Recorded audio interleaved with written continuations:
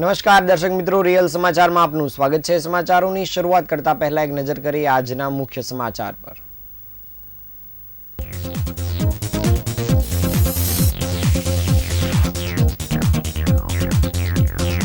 વરાછાથી સરથાણા સુધી બ્રિજ નીચે પોલીસે મેગા સફાઈ અભિયાન હાથ ધર્યું।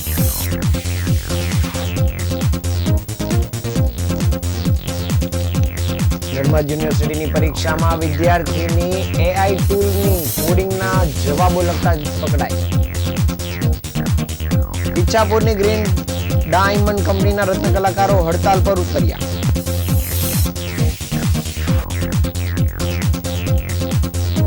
સુરતની ડીજીવીસીએલ કચેરી ખાતે નોકરીને લઈ ફરી કોંગ્રેસનો વિરોધ।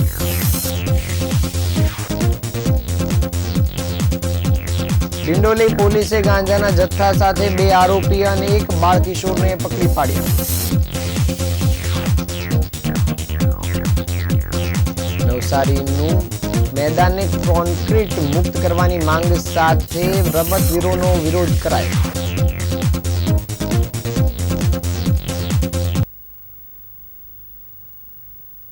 સમાચાર વિગતે જોઈએ। રાજ્યમાં ડ્રગ્સ, દારૂ, ગાંજા જેવા નશીલા પદાર્થોના સેવન અને વેચાણને મુદ્દે ચાલી રહેલ શાબ્દિક ટપાટપી વચ્ચે નવો ફણગો ફૂટ્યો છે।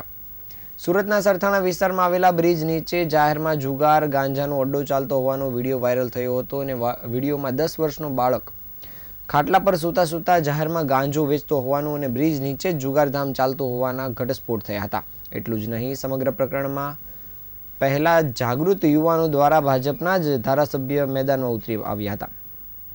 ધારાસભ્ય કુમાર કાનાણીએ કરેલા આક્ષેપને સિસ્ટમની નિષ્ક્રિયતા સામે પ્રશ્નો ઉઠાવ્યા હતા।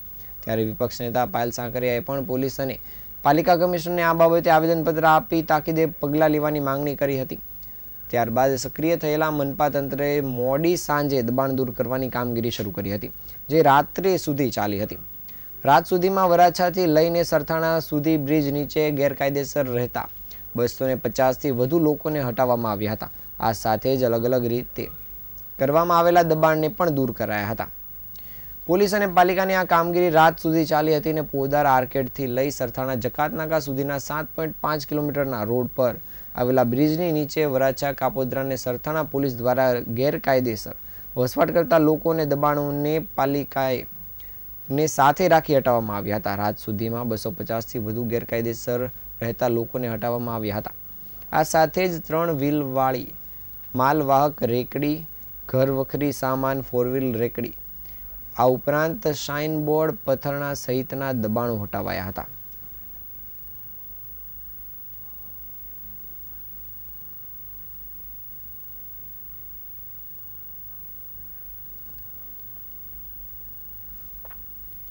વીર નર્મદ દક્ષિણ ગુજરાત યુનિવર્સિટીમાં ચાલી રહેલ પરીક્ષાઓમાં આર્ટિફિશિયલ ઇન્ટેલિજન્સ એટલે કે એઆઈના દુરુપયોગનો એક ગંભીર કિસ્સો સામે આવ્યો છે, જેને કારણે શિક્ષણ જગતમાં ખળભળાટ મચી ગયો છે। યુનિવર્સિટીમાં કોમ્પ્યુટર સાયન્સની પરીક્ષા દરમિયાન એક વિદ્યાર્થીની અત્યાધુનિક એઆઈ ટૂલ્સનો ગેરરીતિ માટે ઉપયોગ કરીને જવાબ લખતા રંગે હાથ ઝડપાઈ હતી।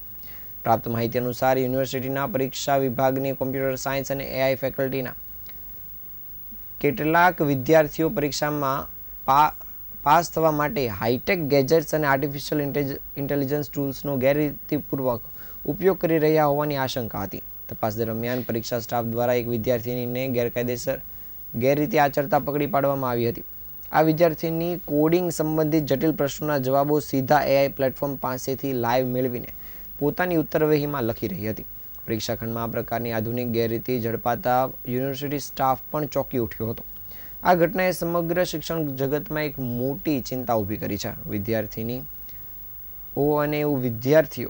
ગેરરીતિ માટે જે રીતે સરળતાથી અત્યાધુનિક એઆઈ ટૂલ્સનો ઉપયોગ કરી રહ્યા છે, તે માત્ર વીએનએસયુ માટે જ નહીં પણ રાજ્યની તમામ યુનિવર્સિટીઓ માટે એક પડકારનો મુદ્દો છે। આ પ્રકારના ટૂલ્સનો ઉપયોગ પરીક્ષાની પદ્ધતિ અને મૂલ્યાંકનની વિશ્વસનીયતા પર ગંભીર સવાલ ઊભા કરે છે। જો ટેકનોલોજીના પ્રશ્નોના જવાબો પણ એઆઈ દ્વારા લખવામાં આવશે તો વિદ્યાર્થીઓના સાચા જ્ઞાનનું મૂલ્યાંકન કઈ રીતે થશે તેને લઈને પણ શિક્ષણ જગતમાં ચર્ચાનો વિષય બન્યો છે।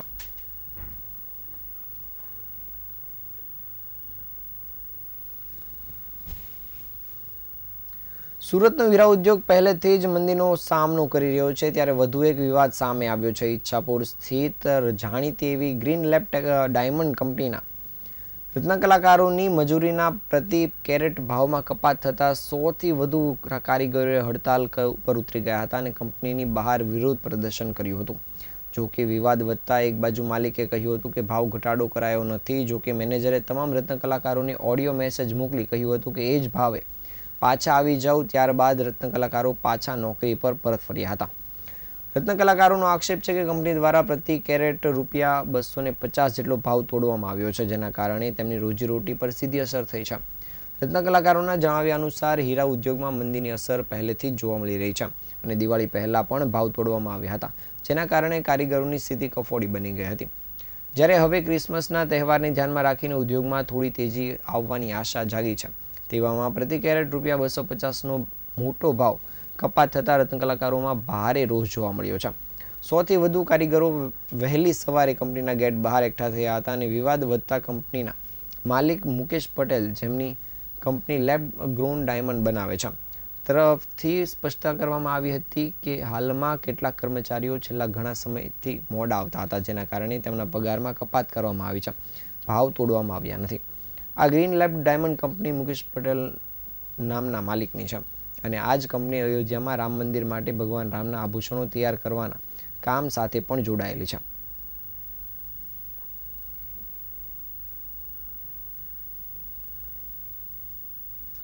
સુરતના કાબુદ્રા વિસ્તાર ખાતે દક્ષિણ ગુજરાત વીજ કંપની લિમિટેડની મુખ્ય કચેરીમાં આજે એક અસામાન્ય દ્રશ્ય જોવા મળ્યું હતું, જ્યાં સામાન્ય રીતે એસી ચેમ્બરમાં બેસતા ડીજીવીસીએલના અધિકારીઓ ખુદ પોતાની ઓફિસમાં જમીન પર બેઠેલા નજરે પડ્યા હતા. આ નજારો ગુજરાતના બે આદિવાસી નેતાઓ કોંગ્રેસના અનંત પટેલ અને આમ આદમી પાર્ટીના ચૈતર વસાવાના વિરોધ પ્રદર્શનના પગલે સર્જાયો હતો. આ બંને નેતાઓએ વિદ્યુત સહાયકની પરીક્ષા પાસ કરનાર આદિવાસી યુવાનોને નોકરી ન મળવાના મુદ્દે વિરોધ નોંધાવવા માટે કચેરીની મુલાકાત લીધી હતી. ગુજરાતની રાજનીતિમાં કટ્ટર હરીફ ગણાતી આમ આદમી પાર્ટી અને કોંગ્રેસના નેતાઓ એક જ મુદ્દે એક સાથે વિરોધ પ્રદર્શન કરવા માટે ભેગા થયા હતા, જેને કારણે સુરતમાં રાજકારણમાં ચર્ચાનો વિષય બન્યો છે. તાજેતરમાં જ પેટા ચૂંટણીમાં એકબીજા સાથે ગંભીર આક્ષેપો કરનારા બંને પક્ષોના આ વિરોધ ગઠબંધન સૂચવે છે કે આદિવાસી યુવાનોના ભવિષ્યનો મુદ્દો તેમના રાજકીય ભેદભાવથી ઉપર છે.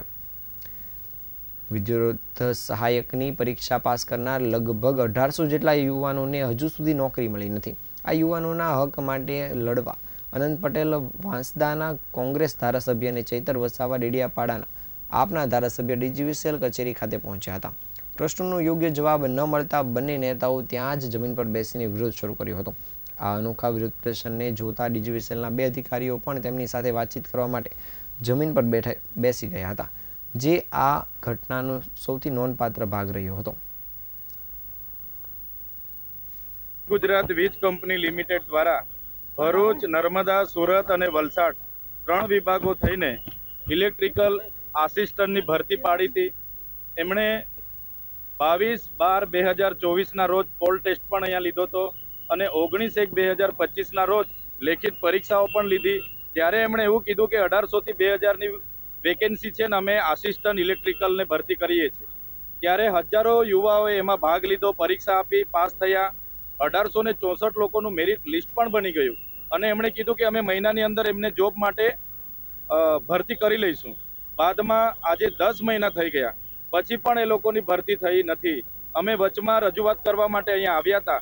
તે દિવસે 65 લોકોને એ લોકોએ ઓર્ડર આપ્યા અને હાજર કરી લીધા છે. હજુ પણ 1800 જણ પેન્ડિંગ છે. તો અમારે ડીજીવીસીએલ દક્ષિણ ગુજરાત વીજ કંપની લિમિટેડને વિનંતી છે કે 1800 લોકો પાસ થયા છે, મેરિટમાં આવ્યા છે, એમને તાત્કાલિક ધોરણે સરકારના ધારાધોરણ મુજબ એમને નોકરીનો ઓર્ડર આપવામાં આવે, એમની ભરતી કરવામાં આવે, એવી અમારી માંગણી છે. આગળ અમે રજૂઆતો કરી હતી, એમણે અમને બાંહેધરી આપી હતી કે અમે 3 મહિનાની અંદર 1800 જણને નોકરી પર લઈ લઈશું. આજ દિન સુધી કોઈને લીધા નથી. માત્ર 65 જણને એમણે ઓર્ડર આપ્યા છે. એમણે અમને જાણવા મળ્યું છે કે દિલ્હીની એક પ્રાઇવેટ કંપની છે, જે ભાજપના મોટા નેતાની કંપની છે, એને બારોબાર મેન પાવર પૂરું પાડવા માટેનો કોન્ટ્રાક્ટ આપી દીધો છે અને એ લોકો પોતાના દિલ્હી, યુપી, બિહાર અને ઝારખંડથી લોકો મંગાવે છે અને અહીંયા મેન પાવર પૂરો પાડ્યો છે. ત્યારે સ્થાનિક લોકોને રોજગારી નહીં મળશે તો અમે સખત શબ્દોમાં વિરોધ કરીશું અને જે લોકો સિલેક્શન થયા છે એમને પણ આજ દિન સુધી એમણે નોકરીમાં હાજર નથી કર્યા, જેનો અમે વિરોધ કરીએ છીએ. No drugs in Surat city અભિયાન હેઠળ ડિંડોલી પોલીસે ગાંજાના જથ્થા સાથે 2 આરોપી અને 1 બાળ કિશોરને ઝડપી પાડવામાં સફળતા મેળવી છે. સુરત શહેરમાં નશાકારક પદાર્થોના વપરાશને રોકવા માટે ચાલી રહેલ no drugs in Surat city અભિયાન અંતર્ગત ડિંડોલી પોલીસ સ્ટેશનની સર્વેલન્સ ટીમે નોંધપાત્ર કામગીરી કરી છે. મળેલી બાતમીના આધારે ડિંડોલી નવાગામ શ્રીનાથનગર ખાતે પ્લોટ નંબર 437 પર દરોડા પાડીને પોલીસે 2 કિલો ગાંજો સહિતનો મુદ્દામાલ કબજે કર્યો છે. પોલીસે કુલ ₹2,13,000નો મુદ્દામાલ સાથે 2 ઈસમો અને કાયદાના સંઘર્ષમાં કિશોરને ઝડપી પાડવામાં સફળતા મેળવી છે. પોલીસે ગુલશન ઉર્ફે ટીકુ પટેલ અને રાજન કુમાર ઉર્ફે છોટુ ઝા ઉપરાંત 1 કિશોરની ધરપકડ કરી છે. હાલ પોલીસે આ ત્રણેયની ધરપકડ કરવાની સાથે આ ત્રણેય સામે કાયદાકીય રીતે ગુનો નોંધી આગળની કાર્યવાહી શરૂ કરી છે.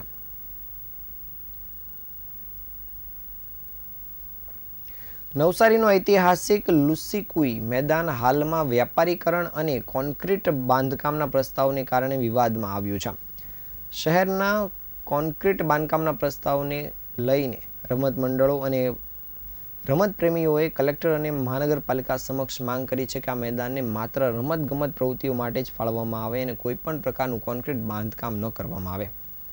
લુસીકુઈ મેદાન નવસારી શહેરનું એકમાત્ર મુખ્ય રમતનું મેદાન છે, જ્યાં વર્ષોથી ક્રિકેટ, ફૂટબોલ, એથ્લેટિક્સ સહિતની અનેક રમતોનું આ મેદાનમાં આયોજન થાય છે. પ્રતિનિધિઓનું કહેવું છે કે મેદાનની અંદર નવા કોડ્સ અથવા કોન્ક્રીટ શિલ્પો બનશે તો મેદાનની જગ્યા ઘટશે, વિવિધ રમતોમાં અવરોધો ઊભો થશે અને અકસ્માતનો ભય પણ વધી જશે.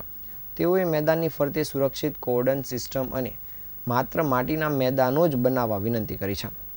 રમત પ્રેમીઓએ વધુમાં જણાવ્યું હતું કે તાજેતરમાં જ નવસારી જિલ્લા ક્રિકેટ એસોસિએશન દ્વારા લાખો રૂપિયે મેદાનને 0 લેવલ અને ગ્રીન બનાવવામાં આવ્યું હતું, પરંતુ હાલ બસ પાર્કિંગ અને બિન રમતગમત પ્રવૃત્તિઓને કારણે મેદાન બગડી રહ્યું છે. લુસીકુઈ ક્રિકેટ ક્લબ અને અન્ય મંડળો વર્ષોથી પોતાના ખર્ચે આ મેદાનની દેખરેખ રાખતું આવ્યું છે. પ્રતિનિધિઓએ નગરપાલિકાનું આહવાન કર્યું છે કે દાનવીર દાતાઓએ રમતગમત માટે ફાળવેલ આ મેદાનમાં ફક્ત રમતગમત પ્રવૃત્તિઓ જ ચાલુ રહે તે સુનિશ્ચિત કરવું જોઈએ.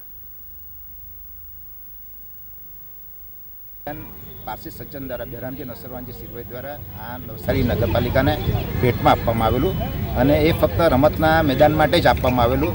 આ જ્યારે ગઈકાલે આ ટોયલેટ બાથરૂમ બનાવવાની જે યોજના છે અને ખાડા ખોદવામાં આવ્યા છે, ઝાડ કાપી નાખવામાં આવ્યા છે અને એ ખૂબ નિંદનીય બાબત છે, કારણ કે મેદાનની વચ્ચોવચ આ જ્યારે ટોયલેટ બાંધવાનું કામ એ કયા અધિકારીઓને કદાચ આવું સોચ્યું હશે એ ખબર નથી. એનો અમે સખત વિરોધ કરીએ છીએ. આ મેદાન રમત માટે જ વપરાય. આ રમતના મેદાનમાં જ્યારે અમે ઊભા છે ત્યારે અંદર સિમેન્ટ કોન્ક્રીટના થર પડ્યા છે, કપચી પડી છે, રેતી પડી છે અને કાચના ટુકડાઓ બધા પડ્યા હોય, દારૂની બોટલો પડી હોય. જ્યારે સવારે 4-5 વાગ્યાથી ખેલાડીઓ જ્યારે અહીંયા અંદર પ્રેક્ટિસ કરતા હોય, રનિંગ કરતા હોય, ત્યારે અંદર બૂટની અંદર પણ એક કાચ ઘૂસી જતા હોય એવા પણ બનાવો બન્યા છે. ઘણી વખત પગમાં ઇન્જરી આવવાના, મોચ આવી જવાના પણ બનાવો બધા બન્યા છે.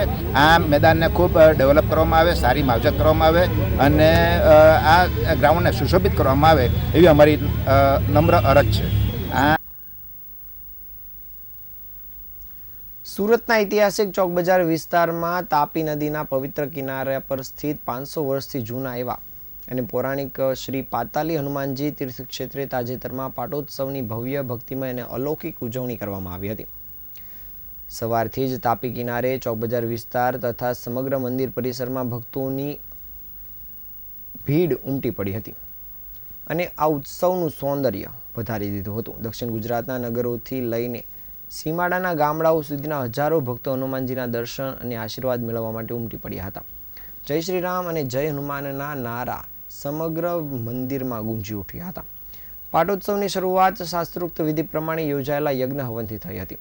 વૈદિક મંત્રોચ્ચાર અને આહુતિના પવિત્ર ધ્રુમથી સમગ્ર પરિસર આધ્યાત્મિક ઉર્જાથી છલકાઈ ઉઠ્યું હતું. બપોર બાદ સુંદરકાંડ પાઠ યોજાયો હતો.